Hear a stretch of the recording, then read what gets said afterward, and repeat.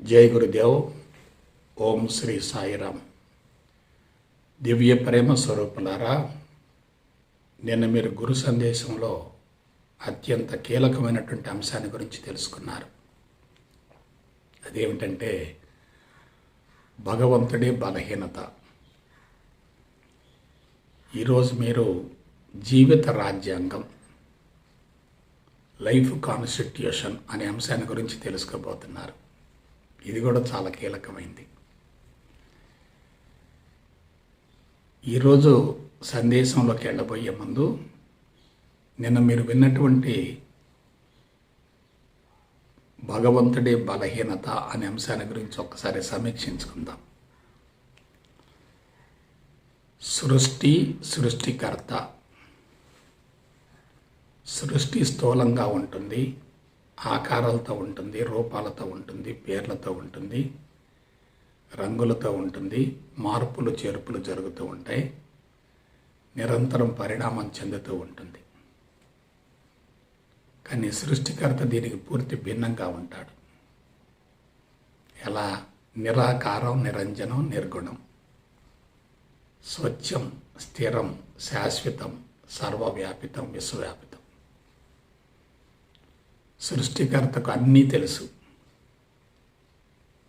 కానీ సృష్టికర్తను గురించి ఎవరికి ఏమీ తెలియదు. సృష్టికర్త అందరినీ చూడగలుగుతాడు, కానీ సృష్టికర్తను ఎవరు చూడలేరు. సృష్టికర్త అన్నింటికీ ఆధారం, కానీ సృష్టికర్తకు ఎటువంటి ఆధారం ఉండదు. ఎవరైతే సృష్టిని గురించి ఆలోచిస్తూ ఉంటారో సృష్టికర్తను గుర్తించలేరు. ఎవరైతే సృష్టికర్తను పట్టుకోగలుగుతారో వాళ్లకు సృష్టి మొత్తం స్వాధీనమవుతుంది.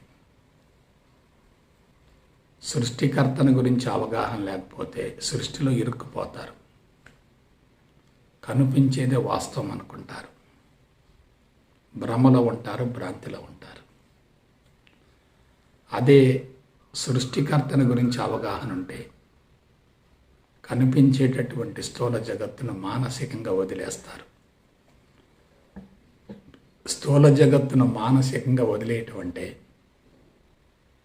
సృష్టికర్త వైపుకు దృష్టిని మళ్లించటమే. భారతీయులు కానీ, ప్రపంచంలో ఉన్నటువంటి వ్యక్తులు కానీ భగవంతుని గురించి ఆలోచిస్తున్నారు.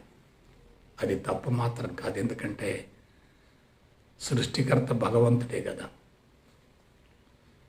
భగవంతుని గురించి ఆలోచించాలి, కానీ భగవంతుని గురించి అన్వేషణ చేయకూడదు, పరిశోధన చేయకూడదు, కఠోరంగా సాధన చేయకూడదు.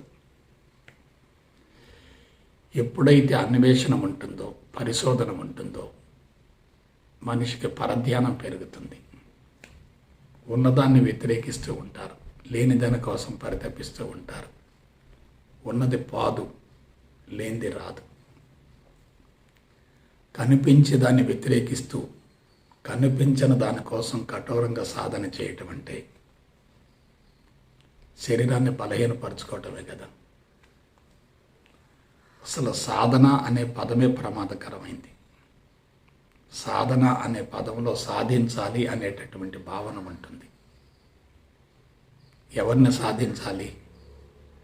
సృష్టికర్తను సాధించాలి అనే భావన ఉంటుంది. ఆత్మస్థితికి చేరాలి అనేటటువంటి తపన ఉంటుంది, ఆరాటం ఉంటుంది. ఎప్పుడైతే ఆత్మస్థితికి వెళ్ళాలి అనే భావన ఉందో అప్పుడు సాధన మొదలవుతుంది. ఆత్మస్థితికి చేరలేకపోతే సాధన వైఫల్యం చెందుతుంది, అసంతృప్తి పెరుగుతుంది. కాబట్టి చేరటం అంటే ప్రయాణం చేయటమే కదా, గమ్యం కోసం ఆరాటపడటమే కదా. అసలు అదేమి లేదు, ఇదే అది అనుకున్నాం అనుకోండి, ఎలా ఉంటుంది? లేదు, అది ఇది రెండు వేరు కాదనుకుంటే, అంతరంగంలో సంతృప్తి ఉంటే, నిండుదనం ఉంటే, పూర్ణత్వం ఉంటే సాధనతో పనేంటి? మనకేదైనా చిన్న కష్టం రాగానే బాబానో గురూజీనో స్వామీజీనో తలుచుకుంటూ ఉంటాం. కానీ బాబా కానీ గురూజీ కానీ స్వామీజీని తలుచుకోవటం అంటే అది నీ లోపల ఉన్నటువంటి ఆలోచనే కదా. అంటే స్వామీజీ కానీ బాబా కానీ గురూజీ కానీ నీ లోపలే ఉన్నారు కదా. ఆలోచన ద్వారా స్వామీజీని బాబాను గురూజీని తలుచుకుంటున్నావంటే వాళ్ళంతా నీ అంతరంగంలోనే ఉన్నారు కదా. కాబట్టి అంతరంగంలోనే ఉన్నటువంటి స్వామీజీని బాబాని గురూజీని తలుచుకునే కంటే వాళ్ళు కూడా బంధాలను తెలుసుకోగలిగితే నువ్వు సంపూర్ణ స్వేచ్ఛను పొందినట్లే కదా. సమస్య వచ్చినప్పుడల్లా భగవంతుడు భగవంతుడు భగవంతుడు అనుకుంటున్నావంటే నీ అసలు స్వరూపాన్ని నువ్వు మర్చిపోయినట్లే కదా. బాధ్యతను స్వీకరించిన వ్యక్తి శక్తిని పెంచుకుంటూ ఉంటాడు. బాధ్యతను విస్మరించి భగవంతుడి మీద భారం వేయటం అంటే బాధ్యతారాహిత్యం, శక్తి హరించుకుపోతుంది. ఎక్కడైతే భగవంతుడిని గురించినటువంటి అన్వేషణ తక్కువగా ఉంటుందో అక్కడ సమాజం బాగుంటుంది. ఎందుకంటే వాళ్ళు సమాజాన్ని ఉద్ధరించే ప్రయత్నంలో ఉంటారు. ఎప్పుడైతే భగవంతుడు అన్నీ చేయాలి అనేటటువంటి భావన ఎక్కువ అవుతూ ఉంటుందో అప్పుడు సమాజాన్ని ఉద్ధరించాలనేటటువంటి భావన కలగదు. అందుకే సామాజిక బాధ్యతను స్వీకరించినటువంటి ఏ వ్యక్తి అయినా భగవంతుని గురించి ఆలోచించడు. భగవంతుని గురించి అతిగా అనవసరంగా విపరీతంగా ఆలోచించేటటువంటి వ్యక్తులు సామాజిక బాధ్యతను స్వీకరించరు. సామాజిక బాధ్యతను స్వీకరించలేకపోతున్నారంటే అందుకు మూల కారణం నేను సమాజంలో ఒక భాగం అనేటటువంటి విషయాన్ని మర్చిపోవటమే. నేను సమాజంలో ఒక భాగం అనుకున్నప్పుడు సమాజం అస్తవ్యస్తంగా సమస్యాత్మకంగా ఉన్నప్పుడు అందుకు మూల కారణాన్ని తెలుసుకొని నువ్వు చక్కదిద్దుకొని ఉద్ధరించుకొని సమాజ ఉద్ధరణ కోసం నడుం కట్టి ముందుకెళ్ళాలి. కాబట్టి వ్యక్తిగత మోక్షం ముఖ్యం కాదు, సామాజిక మోక్షం చాలా ముఖ్యం. నా ఒక్కడికే మోక్షం కావాలంటే నువ్వు స్వార్థంగా జీవిస్తున్నట్లే కదా. కాబట్టి ముందు నువ్వు ఉద్ధరించుకో, నీ గురించి నువ్వు తెలుసుకో, నీవెవరివో ప్రయోగపూర్వకంగా అనుభవంలోకి పొందు. నువ్వు పొందినటువంటి అనుభూతిని అనుభవాన్ని సమాజానికి తెలియజేయి. ఎప్పుడైతే నీకు అనుభవం రాలేదో నువ్వు సమాజానికి ఏం తెలియజేస్తావు? కాబట్టి అనుభవాన్ని పొందినటువంటి వ్యక్తి సమాజానికి తెలియజేయటం వేరు, కేవలం ఊహించుకొని సమాచారం సేకరించి ప్రపంచానికి తెలియజేయటం వేరు. అందుకే పాండిత్యం చాలా ప్రమాదకరమైంది, అనుభవమే సత్యమైంది. కాబట్టి భగవంతుడే మానవుల ప్రధాన బలహీనత. చుట్టూ ఉన్నటువంటి సమాజం కలుషితమై అస్తవ్యస్తంగా ఉంటే దేవాలయాల చుట్టూ తిరుగుతూ దేవుడి హుండీలను నింపుతూ ఉంటే అంతకు మించినటువంటి దుర్మార్గం మరొకటి ఏముంటుంది? కాబట్టి దేవుడి హుండీలు నింపినందువల్ల దేవుడు నిన్ను కరుణించడే. దేవుడు అందరినీ సమానంగా చూస్తాడు కదా. సూర్యకాంతి అందరి మీద ఒకే రకంగా ప్రసరిస్తుంది కదా. చంద్రుడి యొక్క చల్లదనం అందరికీ విస్తరిస్తుంది కదా. ఇంట్లో లైట్ వేస్తే ఇల్లు మొత్తం కనపడుతుంది కదా. కాబట్టి భగవంతుడు బాధలు తీర్చడు, భగవంతుడు కోరికలు తీర్చడు. కోరికలు తీర్చేవాడు అసలు భగవంతుడు కానే కాదు, స్వార్థపరుడు అవుతాడు. భగవంతుడి యొక్క సొమ్మును భగవంతుడికి సమర్పించడం ఏంటి? సొమ్ము భగవంతుడిదే కదా. భగవంతుడి బిడ్డల యొక్క పొట్టగొట్టి హుండీలు నింపితే అంతకు మించిన పాపం మరొకటి ఏముంటుంది? అందుకే సమస్యలు ఎందుకు పెరుగుతున్నాయంటే భగవంతుడిని గురించి అతిగా అనవసరంగా ఆలోచిస్తూ భగవంతుడే నా సమస్యలు తీరుస్తాడనేటటువంటి భావనతో బానిసత్వాన్ని పెంచుకొని తాము సమస్యగా మారి సమాజాన్ని కూడా సమస్యాత్మకంగా తయారు చేస్తున్నారు. భారతదేశంలో సమస్యలకు మూల కారణం భగవంతుని గురించి సరైనటువంటి అవగాహన లేకపోవటమే, భగవంతుడిని బయట వెతకటమే, బాబాలు గురూజీలు స్వామీజీల చుట్టూ ప్రదక్షిణలు చేయటమే, పాద నమస్కారాల కోసం ఆరాటపడటమే, పాద పూజల కోసం పరితపించటమే, బాబాలకు గురూజీలకు స్వామీజీలకు సమర్పించే కంటే వృద్ధులకి వికలాంగులకి అనాథలకి పేదవారికి ఏదైనా సహాయం చేయొచ్చు కదా. అంటే భగవంతుడితో బిజినెస్ చేస్తే ఎట్లా ఆలోచించండి. కాబట్టి సామాజిక బాధ్యతను ఎందుకు స్వీకరించాలి? సమాజం మనకు అన్నీ సమకూరుస్తుంది కదా. మనకన్నీ సమకూరుస్తున్నటువంటి సమాజాన్ని విస్మరించి దేవుడి గుళ్ళు చుట్టూ తిరుగుతూ దేవుడు హుండీలలో విపరీతంగా డబ్బులు పోస్తూ ఉంటే కాకలను కొట్టి గద్దలకేయటమే కదా.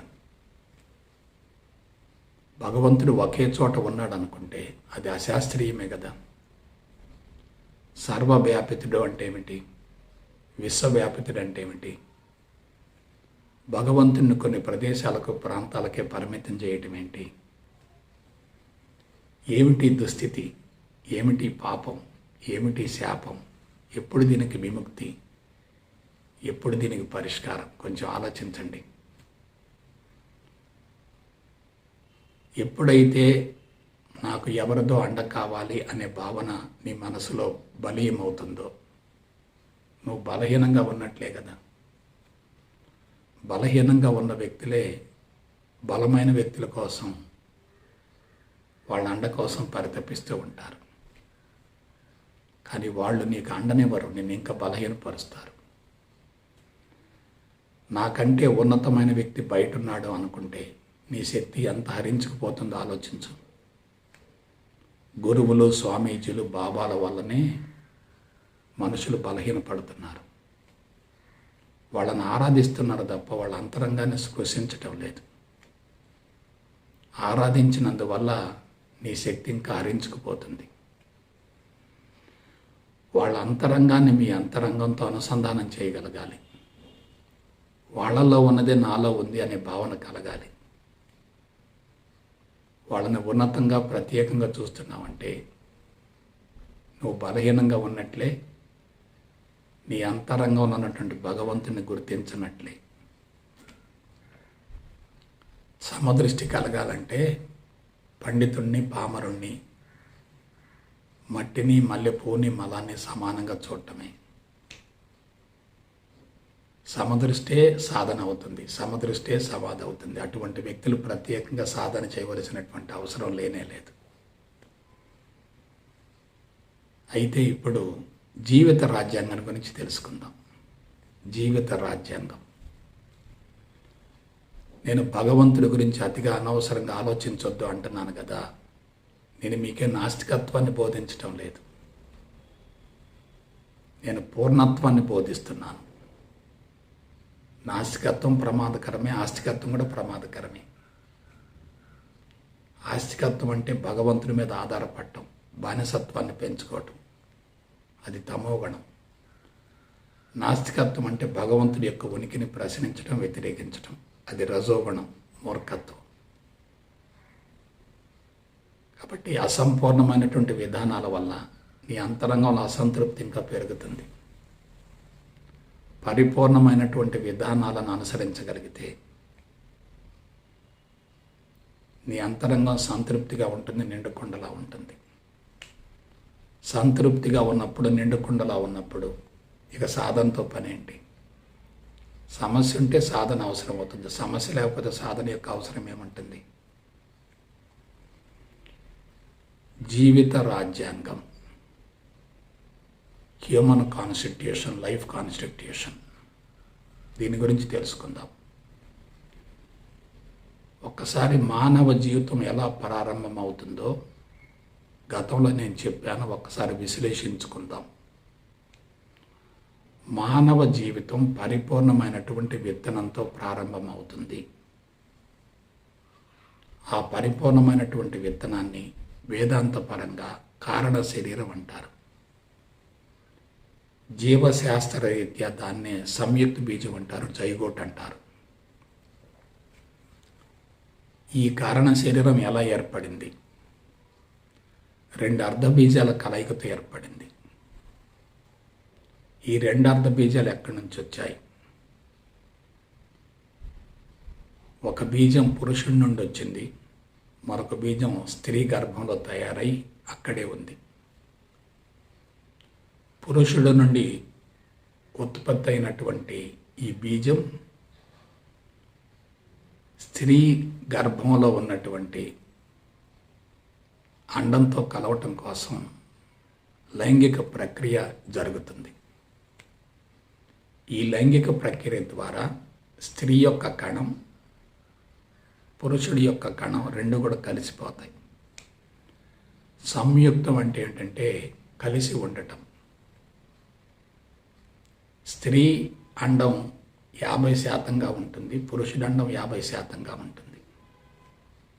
కానీ తేడా ఎక్కడ ఉంటుందంటే స్త్రీ యొక్క అండంలో కేవలం బీజంతో పాటు క్షేత్రం కూడా ఉంటుంది.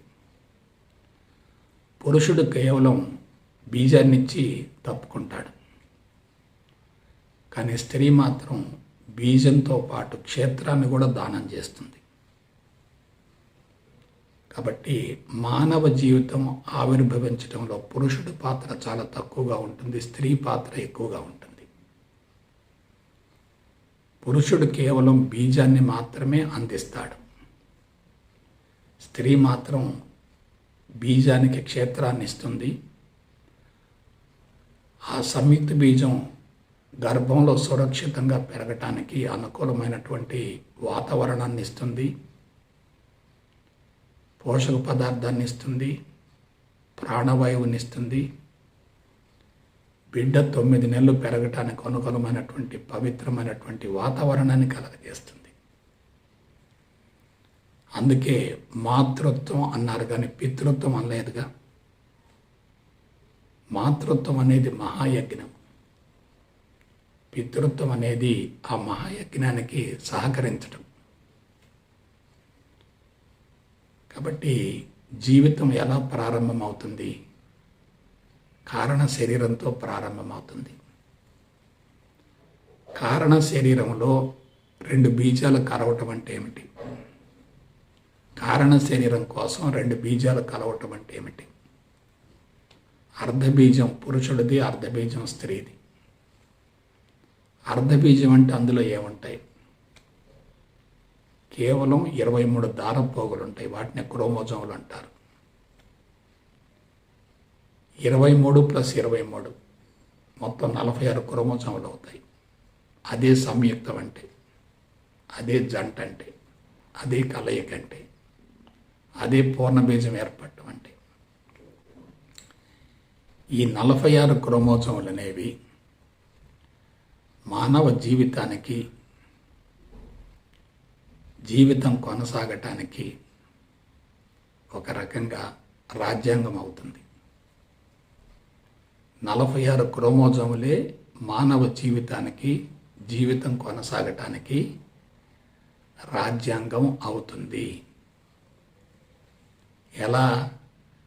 పుట్టినప్పటి నుంచి మరణించేంత వరకు జీవిత ప్రణాళిక మొత్తం కూడా ఆ కారణ శరీరంలో సంయుక్త బీజంలో నిక్షిప్తమై ఉంటుంది. కారణ శరీరంలో సంయుక్త బీజంలో జీవిత ప్రణాళిక మొత్తం నిక్షిప్తమై ఉంటుంది.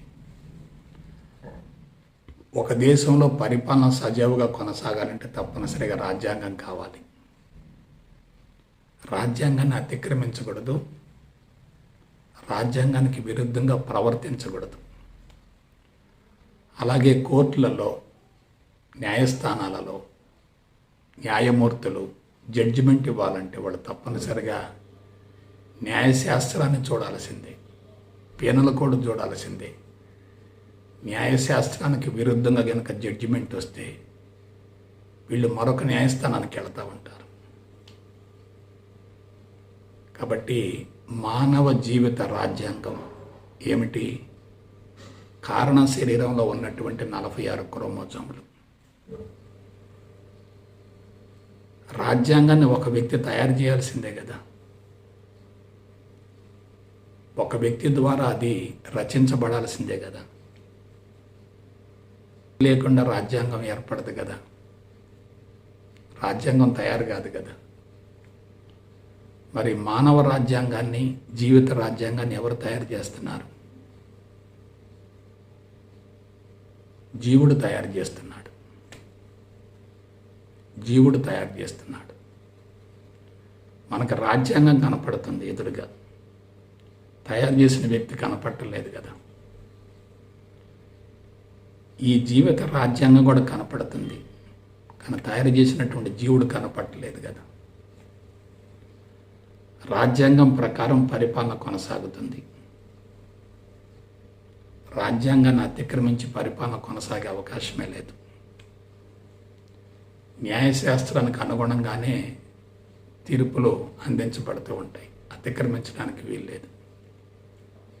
అట్లనే పుట్టినప్పటి నుంచి మరణించేంత వరకు మన జీవిత ప్రణాళిక, జీవిత రాజ్యాంగం 46 క్రోమోజోములలో నిక్షిప్తమై ఉంటుంది.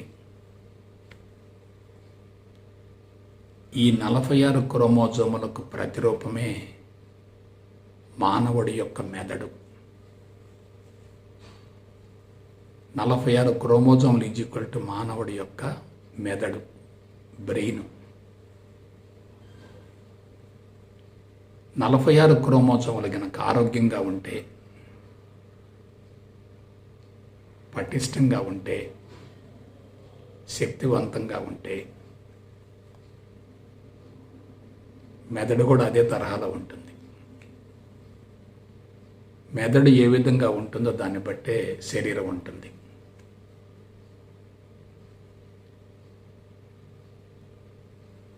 ఈ మానవ రాజ్యాంగం లేదా క్రోమోజోములు లేదా వాటి మీద ఉన్నటువంటి జీనులు బలహీనంగా ఉంటే, అస్తవ్యస్తంగా ఉంటే, డ్యామేజ్ అయితే, విచ్ఛిన్నమైతే అవి పూర్తిగా కలుషితమైతే మెదడు ఎలా ఉంటుంది? కలుషితంగా ఉంటుంది. మెదడు కలుషితంగా ఉంటే శరీరం బలహీనపడుతుంది. ఇప్పుడు 4 పాయింట్లు చెప్తాను. 1, కంటికి కనిపించని జీవుడు. 2, కంటికి కనిపించేటటువంటి క్రోమోజోములు. 3, కంటికి కనిపించేటటువంటి మెదడు. 4, కంటికి కనిపించేటటువంటి శరీరం. సో ఈ 4 కూడా ఒకదానితో మరొకటి అవినాభావ సంబంధాన్ని కలిగి ఉంటాయి. ఇప్పుడు మరొకసారి సమీక్షించుకుందాం. జీవుడు బలంగా ఉంటే క్రోమోజోములు బలంగా ఉంటాయి. క్రోమోజోములు బలంగా ఉంటే మెదడు శక్తివంతంగా ఉంటుంది, బలంగా ఉంటుంది. మెదడు బలంగా ఉంటే శరీరం ఆరోగ్యంగా ఉంటుంది. రివర్స్కి వెళ్దాం. జీవుడు బలహీనంగా ఉంటే క్రోమోజోములు డ్యామేజ్ అవుతాయి. క్రోమోజోములు డ్యామేజ్ అయితే మెదడు బలహీనంగా ఉంటుంది. మెదడు యొక్క అవయవాలు సక్రమంగా పనిచేయవు. మెదడులో ఉన్నటువంటి భాగాలు సక్రమంగా పనిచేయవు. మెదడు సరిగా పనిచేయకపోతే శరీర అవయవాలు కూడా దెబ్బతింటాయి. ఈ జీవుడికి ఆధారం ఏమిటి? మూలం ఏమిటి? తల్లి, తండ్రి. బీజాలను విడుదల చేసినటువంటి మాతృజీవులు, 1 తల్లి, 2 తండ్రి. అంటే మాతృజీవుల యొక్క శారీరక, మానసిక స్థితుల యొక్క ప్రతిరూపమే జీవుడు. జీవుడికి ప్రతిరూపమే జీనులు. జీనులకు ప్రతిరూపమే మెదడు. మెదడుకు ప్రతిరూపమే శరీరం. జీవిత రహస్యం తెలిసిపోయింది. జీవిత రాజ్యాంగం అదే. కనిపించేదేమో శరీరము, మెదడు, జీనులు. కనిపించకుండా ఉండేదేమిటి? జీవుడు. ఆ జీవుడికి లోపల కోరికలు, ఆశయాలు, సంకల్పాలు ఇవన్నీ ఎక్కడి నుంచి వచ్చాయి? తల్లిదండ్రుల నుంచి వచ్చాయి. కాబట్టి కనిపించే మొత్తం ఆదాయం అనుకుంటే కనిపించింది ఆధారం అవుతుంది. ఆధారం కనిపించదు, కానీ ఆదాయం కనిపిస్తూ ఉంటుంది. ఇక మరొక విషయం, పుట్టినప్పటి నుంచి మరణించేంత వరకు జీవిత కార్యక్రమం మొత్తం కూడా ముందే నిర్ణయించబడుతుంది. ఎటువంటి శరీరం ద్వారానైతే జీవుడి యొక్క కోరికలు, ఆశయాలు, సంకల్పాలు నెరవేరుతాయో అటువంటి శరీరమే తయారవుతుంది. జీవుడు బలహీనంగా ఉంటే జీనులు బలహీనంగా ఉంటాయి. జీనులు బలహీనంగా ఉంటే మెదడు బలహీనంగా ఉంటుంది. మెదడు బలహీనంగా ఉంటే శరీరం బలహీనంగా ఉంటుంది. జీవుడు పటిష్టంగా, దృఢంగా, శక్తివంతంగా, మహోన్నతమైనటువంటి ఆశయాలు, సంకల్పాలు ఉన్నాయనుకోండి, జీనులు అదే తరహాలో ఉంటాయి. మెదడు అదే విధంగా ఉంటుంది, శరీరం అదే విధంగా ఉంటుంది.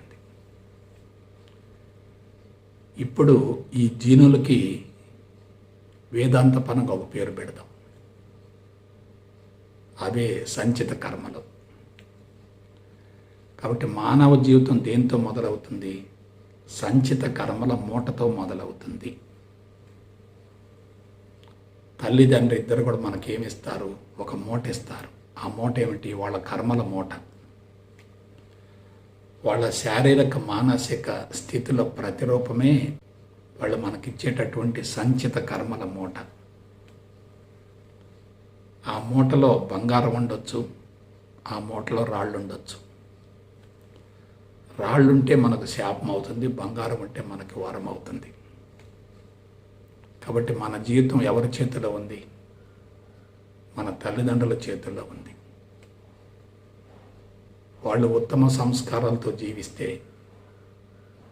వాళ్ళు ఇచ్చేటటువంటి సంస్కారాలు కూడా మనకు ఉత్తమంగా ఉంటాయి. వాళ్ళు చెడు సంస్కారాలతో జీవిస్తే వాళ్ళు ఇచ్చేటటువంటి సంస్కారాలు కూడా మనకి చెడుగానే ఉంటాయి. చెడు సంస్కారాలు మనకు అందాయి అనుకోండి, అది శాపం. ఉత్తమ సంస్కారాలు అందాయి అనుకోండి, అది మనకు వరం. కాబట్టి పూర్వీకులు మనకి ఆస్తి ఇవ్వటం కాదు, ఉత్తమ సంస్కారాలు ఇస్తే చాలు. జీవితం గడిచేటప్పుడు ఈ సంస్కారాల మూట కరిగిపోవాలి. సంస్కారాలు అంటే ఏమిటి? జీవభావం. జీవభావం ఉన్నంత వరకు జీవుడు దివ్యత్వానికి దూరంగా ఉంటాడు, విరుద్ధంగా ఉంటాడు, సొంత ప్రణాళికతో ఉంటాడు, పథకాలతో ఉంటాడు, లక్ష్యాలు ఉంటాయి, గమ్యాలు ఉంటాయి, అవన్నీ కూడా ఉంటాయి. తన చుట్టూ బౌండరీ ఉంటుంది. కాబట్టి జీవుడు నరకయాతంలో ఉంటాడు. ఆ మానసిక ఒత్తిడిని తొలగించుకోవటం కోసం ఏం చేయాలి? తల్లిదండ్రులు మనకిచ్చినటువంటి మూటను కరిగించుకోవాలి. మూట పెరుగుతూ ఉందనుకోండి, కర్మలు పెరుగుతూ ఉంటాయి. మూట తగ్గుతూ ఉందనుకోండి, కర్మలు తగ్గుతూ ఉంటాయి. జ్ఞానికి అజ్ఞానికి వ్యత్యాసం ఏంటి? జ్ఞాని కర్మల మూటను కరిగించుకుంటాడు, అజ్ఞాని కర్మల మూటను పెంచుకుంటాడు. ఈ కర్మల మూట పెరగటం, తగ్గటం దేని మీద ఆధారపడి ఉంటుంది? సమాజం మీద ఆధారపడి ఉంటుంది. మనం సమాజంలో ఒక భాగం. సమాజం నుండి వేరయ్యే ప్రసక్తే లేదు. సమాజం మనకు అన్నీ ఇస్తూ ఉంటుంది. సమాజానికి మరలా మనం ఏదో ఒకటి ఇస్తూనే ఉంటాం. ఈ విధంగా వ్యక్తి సమాజంలో ఒక భాగమే తప్ప సమాజం నుండి భిన్నం కాదు, వేరు కాదు, అతీతం అంతకన్నా కాదు. సమాజం కలుషితంగా ఉందనుకోండి, మనం ఆ కలుషితం వైపుకు ప్రేరేపించబడ్డామనుకోండి, పరుగులు పెట్టామనుకోండి, ఆ కలుషితం మనలోకి చేరుతుంది. సమాజం పవిత్రంగా ఉందనుకోండి, మనలో కలుషితం ఉన్నప్పటికీ బయట నుంచి పవిత్రమైన సమాచారం వస్తుంది కాబట్టి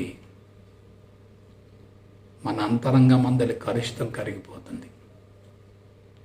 మనలో పవిత్రత ఉన్నప్పటికీ సమాజం నుంచి మనకి కలుషితమైనటువంటి సమాచారం అందిందనుకోండి, మన పవిత్రత కనుమరుగవుతూ ఉంటుంది.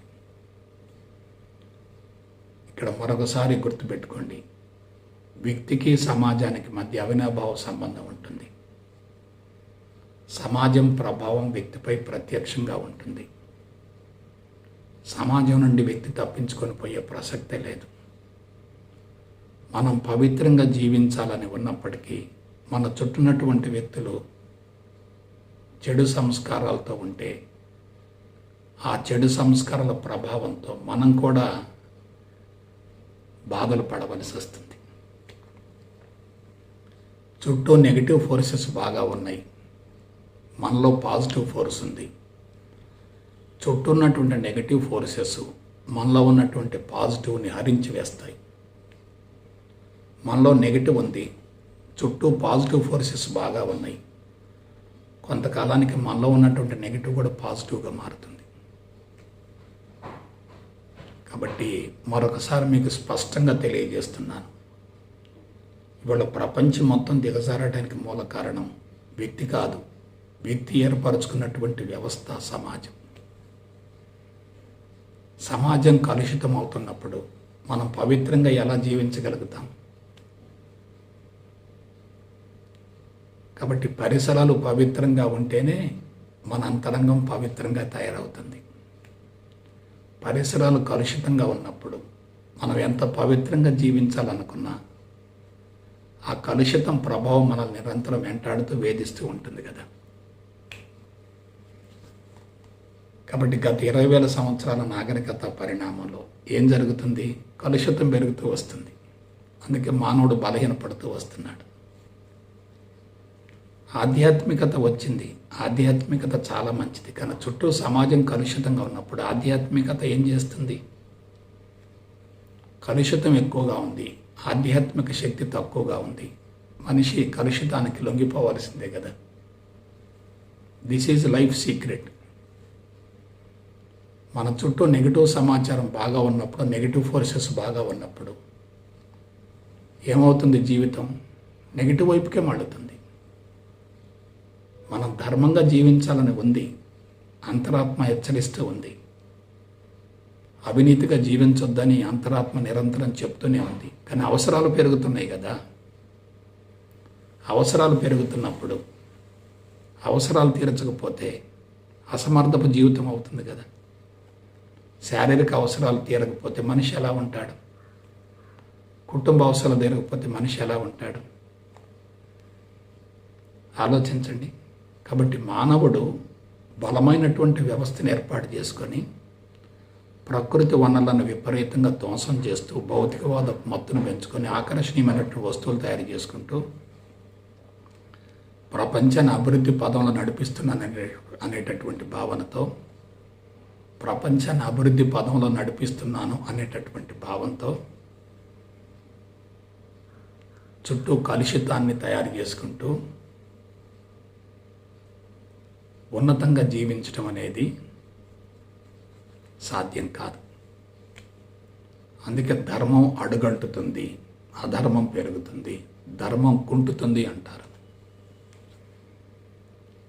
కాబట్టి ఎప్పుడైతే సహజమైనటువంటి జీవితం ఉంటుందో, సమత్వం ఉంటుందో, మనిషి యొక్క అంతరంగం కూడా అదే తరహాలో ఉంటుంది. ఎప్పుడైతే నెగిటివ్ ఫోర్సెస్ ఎక్కువగా ఉండి అవసరాలు పెరుగుతూ ఉండి కలుషితమైనటువంటి వాతావరణం ఉంటుందో, మనం ఎంత వద్దనుకున్నా అది లోపలికి వెళుతూనే ఉంటుంది. మరొక కీలకమైనటువంటి విషయం చెప్తాను, ఇది ఇంకా చాలా ఇంపార్టెంట్. మనం ఇంద్రియాల ద్వారానే సమాచారాన్ని స్వీకరించడం లేదు. మన లోపలికి ఇంద్రియాలతో సంబంధం లేకుండా అతీంద్రియ సమాచారం లోపలికి వస్తుంది.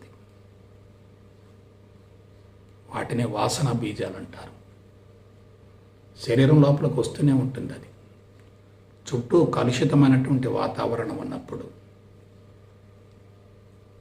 ఇంద్రియాల ద్వారా కాకుండా డైరెక్ట్గా చెడు సమాచారం లోపలికి వస్తూనే ఉంటుంది. కాబట్టి ఇంద్రియ సమాచారం చెడుగా ఉంది, అతీంద్రియ సమాచారం చెడుగా ఉంది. అప్పుడు మనిషి ఏమవుతాడు? తప్పనిసరిగా బలహీనపడతాడు.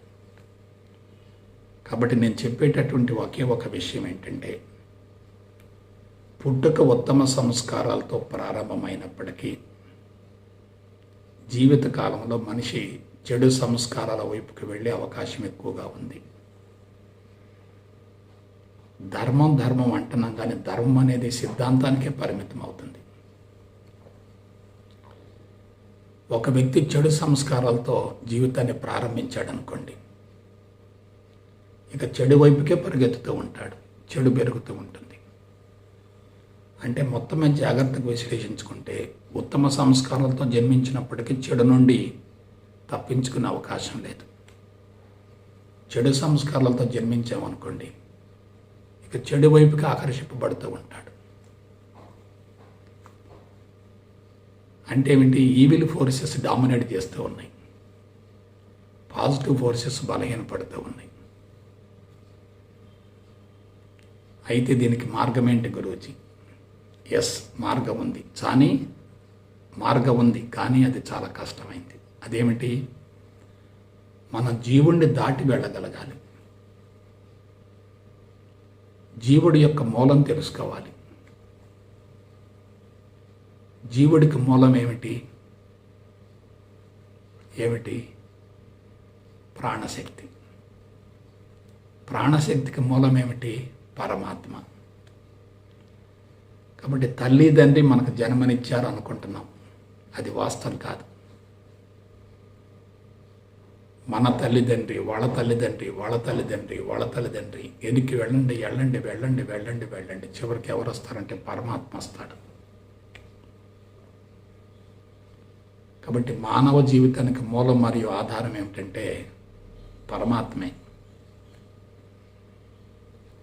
కానీ మనం ఏం చేశామంటే జీవుడి పరిధిలో ఉన్నాం. జీవుడి పరిధిలో ఉన్నంత వరకు చుట్టూ ఉన్నటువంటి పరిసరాలతో మనం ఘర్షణ పడవలసిందే. జీవుడి పరిధిని దాటి వెళ్ళగలిగితే పరిసరాల్లో ఎంత నెగటివ్ ఉన్నా సరే అది మనల్ని ఏం చేయదు. జ్ఞానికి అజ్ఞానికి వ్యత్యాసం చెప్తాను. అజ్ఞాని పాజిటివ్లో నెగిటివ్ని చూస్తాడు, నెగిటివ్లో నెగిటివ్ని చూస్తాడు. అదే జ్ఞానం అయితే పాజిటివ్లో పాజిటివ్ని చూస్తాడు, నెగిటివ్లో పాజిటివ్నే చూస్తాడు. అంటే మనిషి ఎటువంటి జీవితాన్ని కొనసాగించాలి? చుట్టూ ఉన్నటువంటి పరిసరాలతో నిమిత్తం లేకుండా అంతరంగాన్ని శుద్ధి చేసుకునేటటువంటి కార్యక్రమాన్ని ప్రారంభించాలి. అంతరంగాన్ని శుద్ధి చేసుకోవాలంటే ఒకే ఒక మార్గం, అంతర్ముఖ ప్రయాణం. ఏమిటి అంతర్ముఖ ప్రయాణం? ఒకే ఒక పదం, నేను ఎవరు, ఎక్కడి నుండి వచ్చాను, నీవెవరు, ఆ నేనేమిటి? నేను అంటే శరీరం కాదు, ఇంద్రియాలు కాదు, మనసు కాదు, బుద్ధి కాదు, చిత్తం కాదు, అహంకారం కాదు, ప్రాణం కాదు, ప్రాణశక్తి అంతకన్నా కాదు. నేనెవరు? భగవంతుడు. ప్రస్తుత కాలమాన పరిస్థితులలో చుట్టూ నెగిటివ్ ఫోర్సెస్ విపరీతంగా తారాస్థాయిలో ఉన్నాయి కాబట్టి ఇటువంటి విషయాన్ని అందుకోవటం, అవగాహన చేసుకోవటం, దీన్ని మనసులో ప్రతిష్ఠించుకోవటం అనేది మామూలు విషయం కాదు, కానీ అసాధ్యం మాత్రం కాదు. ఎందుకు చెప్తున్నానంటే నెగిటివ్ ఫోర్సెస్ బయట ఉన్నప్పుడు నీకు విచక్షణ ఉంటే నెగిటివ్ ఫోర్సెస్లో ఉన్నటువంటి ప్రమాదాన్ని గుర్తించగలిగితే నీ మనసు పాజిటివ్ వైపుకి వెళుతుంది. నెగటివ్ ఉంటుంది, పాజిటివ్ ఉంటుంది, రెండూ ఉంటాయి. నెగటివ్ ఎంత శాతం ఉంటుందో పాజిటివ్ అంతే శాతం ఉంటుంది. నెగటివ్ ఎక్కువ ఉండి పాజిటివ్ తక్కువ ఉండటం కాదు. అజ్ఞాని నెగటివ్నే గుర్తిస్తాడు, జ్ఞాని నెగటివ్లో ఉన్నటువంటి పాజిటివ్ను గుర్తిస్తాడు. కాబట్టి మన జీవితం ఎలా కొనసాగుతుంది? సంస్కారాలను బట్టి కొనసాగుతుంది. ఆ సంస్కారాలకు వెనక ఎవరున్నారు? జీవుడు ఉన్నాడు. ఆ జీవుడు ఎక్కడి నుంచి వచ్చాడు? తల్లిదండ్రుల నుంచి వచ్చాడు. అసలు నువ్వెవరివి? జీవుడివి కాదు, నువ్వు భగవంతుడివి. నీ అసలు స్వరూపం ఏమిటి? సచ్చిదానంద స్వరూపం, పరబ్రహ్మ స్వరూపం. ఇది ఆధ్యాత్మికత అంటే. కాబట్టి పాశ్చాత్య దేశాలు మొత్తం కూడా పుట్టుక మరణాల మధ్య జీవితాన్ని గురించే ఆలోచిస్తున్నాయి. జీవితాన్ని అనుభవించడం కోసం వాళ్ళు పథకాలు ప్రణాళికలు వేస్తున్నారు. కానీ భారతీయులు కానీ ఆధ్యాత్మిక జీవన విధానం కానీ జీవిత పరమార్థం నెరవేర్చుకునే దిశగా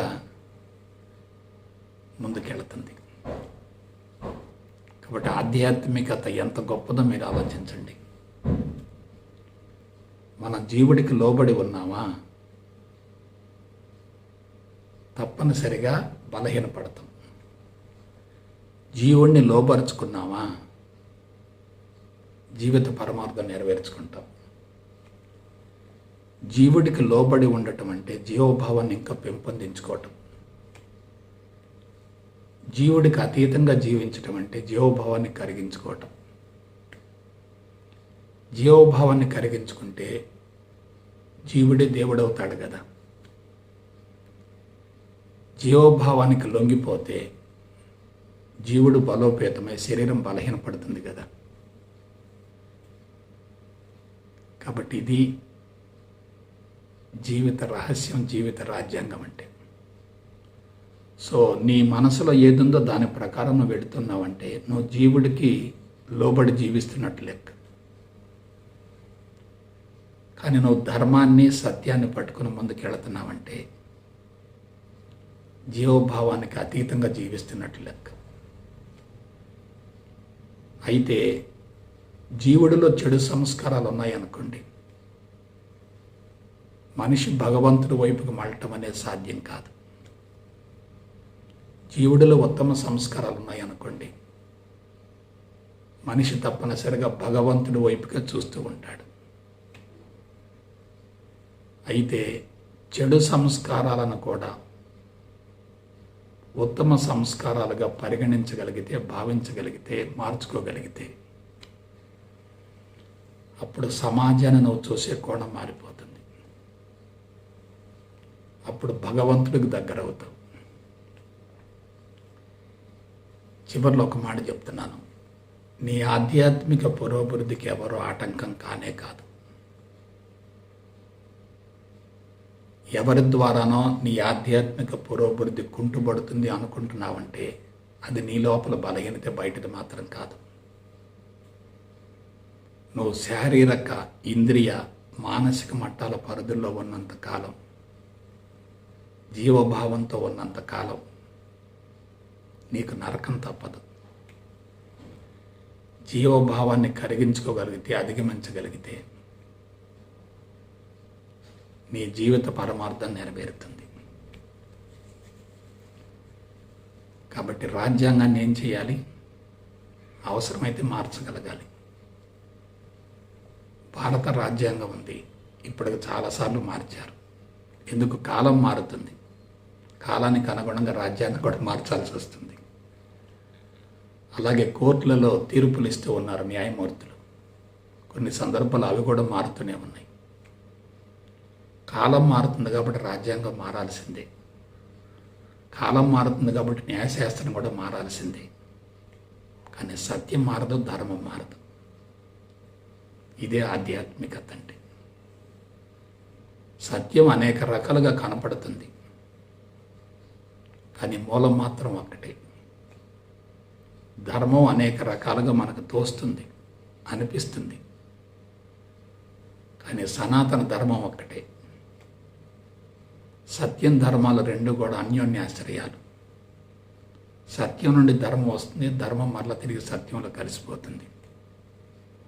సత్యాన్ని భగవంతుడు అనుకున్నప్పుడు ధర్మం కూడా భగవంతుడే కదా. కాబట్టి పాజిటివ్ కావాలనుకుంటున్నామంటే, నెగటివ్ వ్యతిరేకిస్తున్నామంటే అక్కడ రెండు ఉన్నాయి కదా.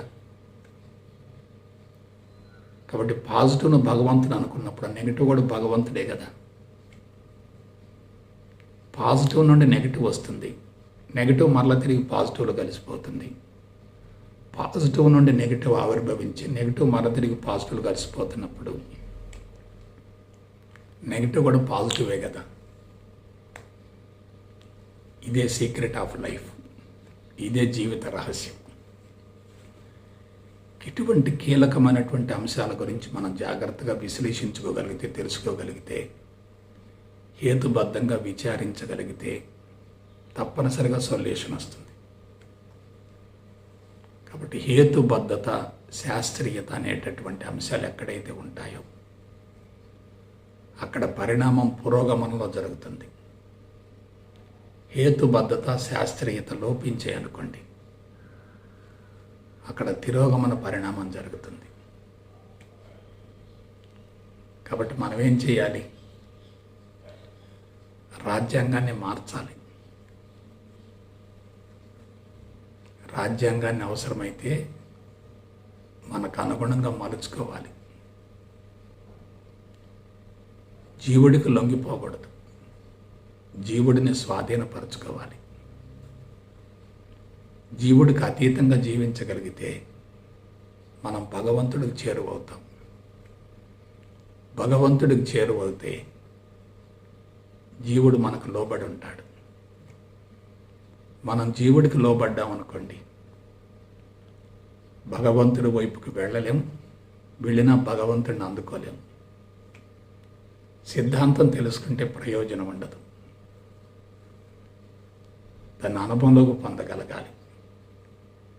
సిద్ధాంతాన్ని తెలుసుకుని అనుభవంలోకి పొందకపోతే జీవితం ఏమవుతుంది? ప్రమాదకరంగా మారుతుంది, అసంతృప్తిగా కొనసాగుతుంది. కాబట్టి బిడ్డలారా, కొంచెం జాగ్రత్తగా ఆలోచించండి. నీ జీవిత రాజ్యాంగం నీ చేతుల్లో ఉంది. నీ జీవిత రాజ్యాంగాన్ని మలచుకోవటం, మార్చుకోవటం తప్పనిసరిగా అవసరం. అందరూ నడిచే బాటలో మనం నడిచామా మనకు తప్పనిసరిగా శిక్ష పడుతుంది. అధర్మం పెరుగుతుందని చెప్పి మనం బాధపడకూడదు. ధర్మ సంస్థాపన చేసే అదృష్టం మనకు లభించింది కదా. సత్యం కనుమరుగవుతుందని చెప్పి బాధపడకూడదు. సత్యాన్ని పునఃప్రతిష్ఠించేటటువంటి అవకాశం మనకు లభించింది కదా. కాబట్టి సమస్య పరిష్కారాలు రెండు వేరు కాదు. సమస్య బలంగా ఉన్నప్పుడు పరిష్కారం కోసం ఎక్కువ శ్రమించవలసి ఉంటుంది, కానీ పరిష్కారం లేనటువంటి సమస్య ఉండనే ఉండదు. కాబట్టి జీవిత రాజ్యాంగాన్ని తప్పనిసరిగా మార్చుకుంటూ జీవుణ్ణి కరిగించుకునే దిశగా జీవిత ప్రణాళికలు రూపొందించుకొని జీవిత పరమార్థం నెరవేర్చుకోవటం కోసం